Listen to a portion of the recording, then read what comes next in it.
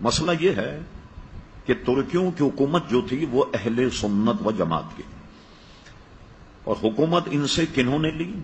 یہ آل سعود اور آل شیخ۔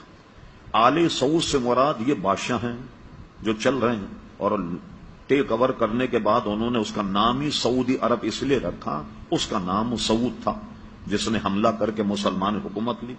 آل شیخ جو ہیں یہ آل شیخ محمد بن عبد الوہاب کی اولاد، یہ آل شیخ کہلاتے۔ انہوں نے کیا کیا کہ حرم شریف پر حملہ کرنے سے پہلے ایک معاہدہ کیا۔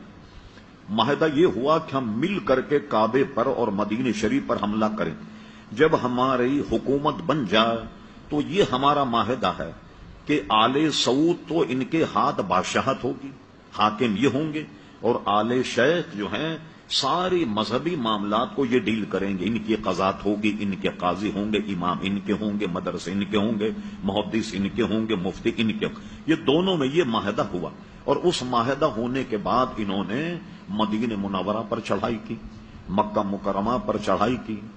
جو حضرات سعودی عرب میں کوئی بہت خاص عزیز ان کے رہتے ہیں اور ہوں باخبر، سعودی عرب نے چند سال پہلے اپنا 100 سالہ جشن منایا تھا، 100 سالہ جشن۔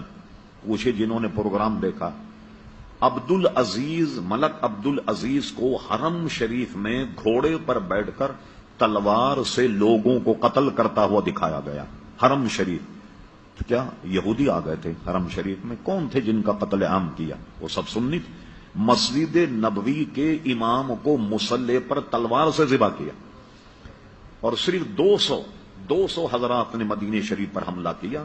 میں سن 77 میں پہلی مرتبہ مدینہ شریف گیا، قطب مدینہ حضرت اللہ مولانا ضیاء الدین صاحب مدنی رحمت اللہ علیہ کے یہاں 40 دن رہا، معاملہ سنتا رہا، تو انہوں نے بتایا کہ صرف 200 آدمیوں نے حملہ کیا تھا مدینہ شریف، اور وہ اتنے پکے دیندار سنی تھے ترکی کہ جب انہوں نے حملہ کیا انہوں نے ہتھیار ڈال دی، اور یہ کہہ کر ہتھیار ڈال دیے کہ حرم رسول میں ہم قتل نہیں کریں گے۔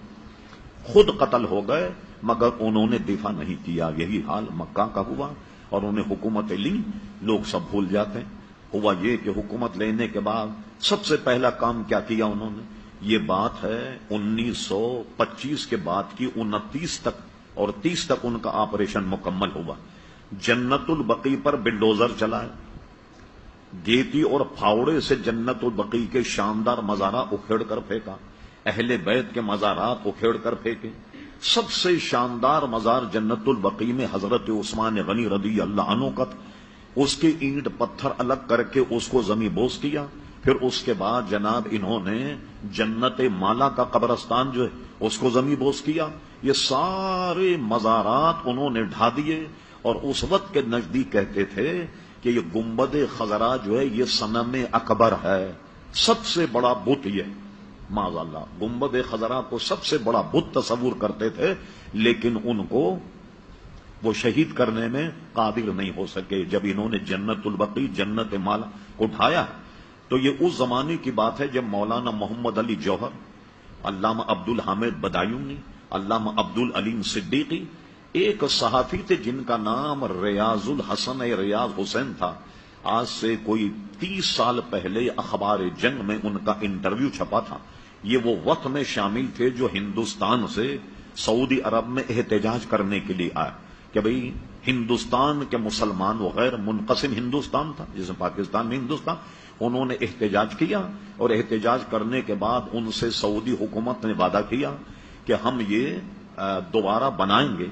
یہ جو آپ ان بزرگوں کے مزار پر کچھ پتھر رکھے ہوئے دیکھتے ہیں کہ جس سے یہ پتہ لگ جائے کہ یہ حضرت فاطمہ کا مزار ہے، یہ حضرت امام حسن کا ہے، یہ اسی وقت کی برکت کہ یہ پتھر لگا کر انہوں نے ایک طرح سے نشاندہی کر دی کہ یہ ان کے مزارات ہیں، لیکن اس کے بنانے کا وعدہ انہوں نے پورا نہیں کیا۔ حضرت خدیجۃ الکبریٰ کا روضہ جنت مالا بہت شاندار بنا ہوا تھا۔ کسی صاحب کے پاس وقت ہو اس فقیر کے پاس آئیں، وہ تمام آپ کو میں فوٹو دکھاؤں گا کہ جو اس کے ڈھانے سے پہلے جنت البقیع جنت مالا۔ اب بتائیے ایسے حضرات جنہوں نے ہزاروں مسلمانوں کو تحقیق کیا، کعبے پر قبضہ کیا، مدینہ شریف پر قبضہ کیا، اب ہم لوگ کہتے ہیں سب بھول گئے، آپ ان کے پیچھے نماز کیوں نہیں پڑھتے؟ تو اس لیے ہم ان کے پیچھے نماز نہیں پڑھتے کہ وہ عقیدتاً ہم اہل سنت و جماعت کو مشرک سمجھتے. اب بتائیے کہ جو اہل سنت کو مشرک سمجھے کیا اس کے پیچھے نماز پڑھیں گے آپ؟ اس لیے ہم نماز نہیں پڑھتے. اور اس پر کسی صاحب کو اگر تاریخ حقائق کا مطالعہ کرنا ہو، ہمارے بہت بڑے علامہ گزرے علامہ مفتی عبد القیم قیوم صاحب رحمت اللہ تعالی علیہ، ان کی تاریخ نجد و حجاز کا مطالعہ فرما. چلیے تو ہم مولویوں کی بات ہے. محمد بن عبد الوہاب کیا تھا؟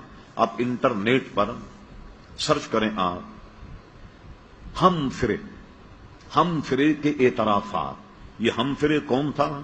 7 جاسوس جنہوں نے سلطنت عثمانیہ کو توڑا. 7 جاسوس، 6 مرد تھے، 1 خاتون تھی. تو انہوں نے استنبول میں جا کر کیسا تفرقہ ڈالا. یہ جو بتا رہا ہوں میں آپ کو، ہم فرے، اس نے استنبول میں ایک شیخ کے پاس بیٹھ کر درس نظامی پڑھا، عربی زبان پڑھی اور جاسوسی کی. اور کہتا تھا کہ کبھی بھی کسی کو مجھ پہ شک ہو جاتا کہ جاسوسی کا، میں فوراً عربی بولنا شروع کر دیتا. اس نے تو بالکل ننگا کر کے رکھ دیا محمد بن عبد الوہاب. یہ تو ایک غیر مسلم کتاب ہم فرے کے اعترافات کے نام سے، وہ عربی میں بھی چھپی ہے کوئز سے، اور کیا کہتے ہیں لندن وغیرہ سے بھی وہ چھپی. جی لندن کے تو جاسوسی تھے.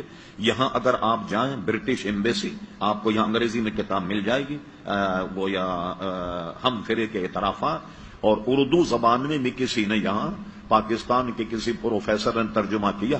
کتب خانے جو ہیں چھان بین کیجئے، اس میں آپ کو کتاب مل جائے. اس نے پورا قصہ محمد عبد الوہاب کا لکھا. میں نے اس کو کیسے گمراہ کیا، اس سے مناظرہ کیا کہ شراب حلال ہے، اور یہ ثابت کر دیا کہ شراب حرام نہیں، اور اس کو شراب پلا